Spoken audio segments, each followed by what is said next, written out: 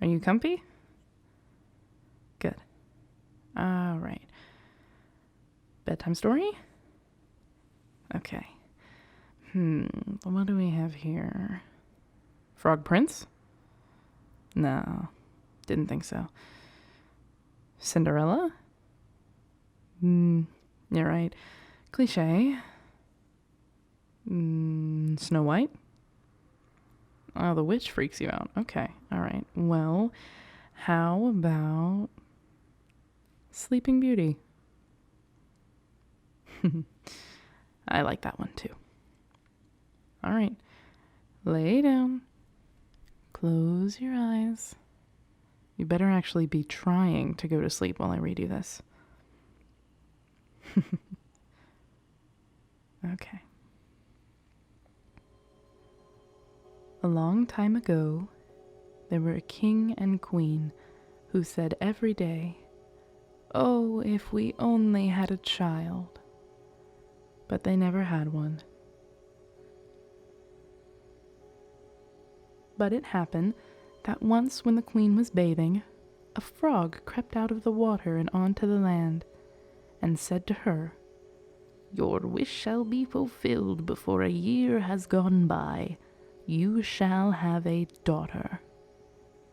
What the frog said had come true, and the queen had a little girl who was so pretty that the king could not contain himself for joy, and ordered a great feast. He invited not only his kindred, friends and acquaintances, but also the wise women, in order that they might be kind and well disposed towards the child. There were 13 of them in his kingdom, but as he only had 12 golden plates for them to eat out of, one of them had to be left at home.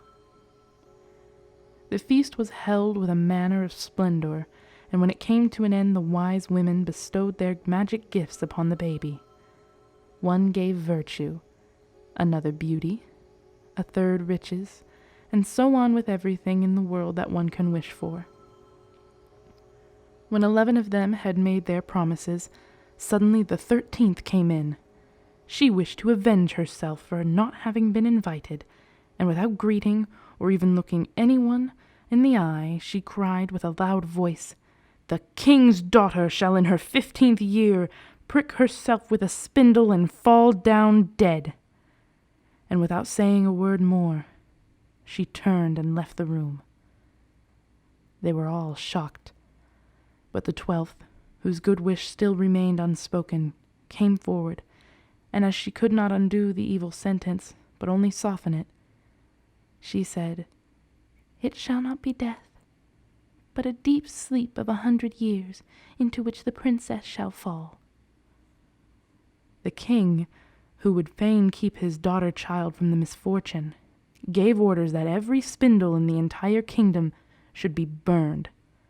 Meanwhile, the gifts of the wise women were plenteously filled on the young girl, for she was so beautiful, modest, good-natured, and wise that everyone who saw her was bound to love her.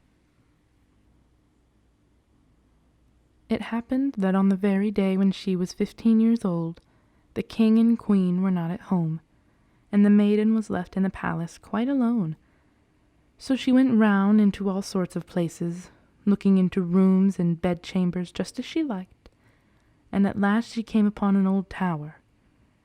She climbed up the narrow, winding staircase and reached a little door.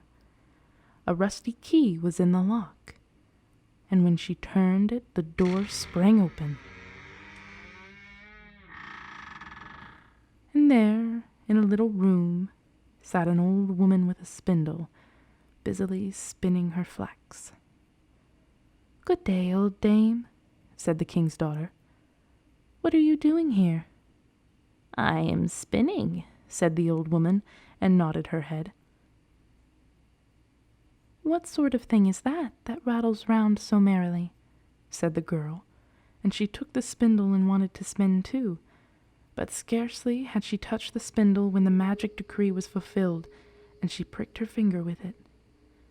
And in the very moment when she felt the prick, she fell down upon the bed that stood there and lay in a deep sleep. And this sleep extended over the whole palace. The king and queen, who had just come home and had entered the great hall, began to go to sleep, and the whole of the court with them. The horses, too, went to sleep in the stable, the dogs in the yard, the pigeons upon the roof, the flies on the wall. Even the fire that was flaming on the hearth became quiet and slept. The roast meat left off frizzing, and the cook, who was just going to pull the hair of the scullery boy because he had forgotten something, let him go and went to sleep. And the wind fell, and on the trees before the castle not a leaf moved again. But round about the castle there began to grow a hedge of thorns, which every year became higher, and at last grew close up round the castle and all over it, so that there was nothing of it to be seen, not even the flag upon the roof. But the story of the beautiful sleeping Briar Rose, for so the princess was named, went about the country, so that the time to time king's sons came and tried to get through the thorny hedge into the castle. But they found it impossible, for the thorns held fast together as if they had hands, and the youths were caught in them. They could not get loose again, and died a miserable death. After long, long years, a king's son came again to that country, and heard an old man talking about the thorn hedge, and that a castle was said to stand behind it, in which a wonderfully beautiful princess named Briar Rose had been asleep for 100 years, and that the king and queen and the whole court were asleep likewise. He had heard, too, from his grandfather, that many kings' sons had already come, and had tried to get through the thorny hedge, but they had remained sticking fast in it and died a pitiful death. Then the youth said, "I am not afraid. I will go and see the beautiful Briar Rose." The good old man might dissuade him as he would, but he did not listen to his words. But by this time 100 years had just passed, and the day had come when Briar Rose was to wake again. When the king's son came near the thorn hedge, it was nothing but large and beautiful flowers, which parted from each other of their own accord, and let him pass unhurt. Then they closed again behind him like a hedge. In the castle yard he saw the horses and the spotted hounds lying asleep. On the roof sat the pigeons with their heads under their wings, and when he entered the castle, the flies were asleep upon the wall. The cook in the kitchen was still holding out his hand to seize the boy, and the maid was sitting by the black hen which she was planning to pluck. He went on farther, and in the great hall he saw the whole of court lying asleep, and up by the throne lie the king and queen. Then he went on still farther, and all was so quiet that a breath could be heard, and at last he came to the tower and opened the door into the little room where Briar Rose was sleeping. There she lay, so beautiful he could not turn his eyes away, and he stooped down and gave her a kiss. But as soon as he kissed her, Briar Rose opened her eyes and awoke, and looked at him quite sweetly. Then they went down together, and the king awoke, and the queen, and the whole court, and looked at each other in great astonishment. And the horses in the courtyard stood up and shook themselves, the hounds jumped up and wagged their tails, the pigeons upon the roof pulled out their heads from under their wings, looked round, and flew into the open country.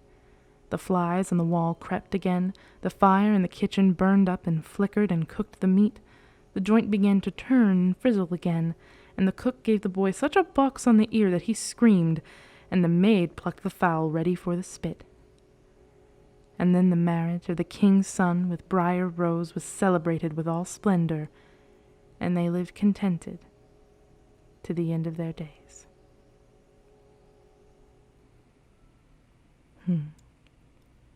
Fast asleep already.